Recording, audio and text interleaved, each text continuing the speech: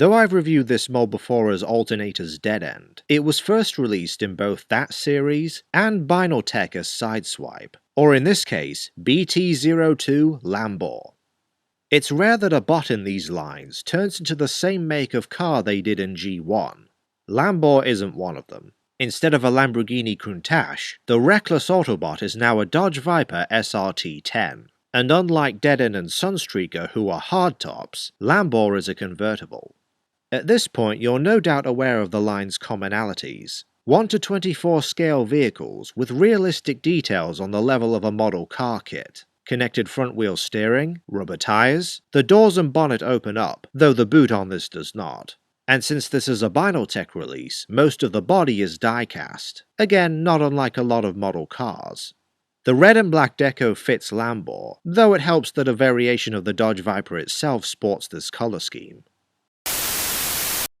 Fun fact, this mold was designed for tracks, as Corvette initially denied Hasbro their license, before later changing their minds. And while the head is a slight alteration of Lambor's classic design, the basic transformation and robot mode are very reminiscent of tracks, complete with the option of displaying the doors as shoulder wings. The figure itself looks not great, though a lot of that is coloured by the subsequent Honda S2000 mold, which has a similar transformation but pulls off a superior robot. Specifically, the lower legs are more streamlined, whereas this mold's are chunkier. Also, the kibble is managed worse here, with an ugly hollow backpack and the bonnet just hanging down below, whereas on the Honda, the rear splits into shoulders and the bonnet spins up and sits flush on the back. The articulation doesn't fare much better. You have a series of hinges, swivels with a few ball joints. However, the waist is hindered by the windscreen, and the legs fail him once again, as they're jointed in such a way that the knees can only really bend when he's practically squatting, and even the knee bend is hindered by the car kibble at the back of the leg. Granted, posability hasn't aged well on many of these alts and techs, but ugh.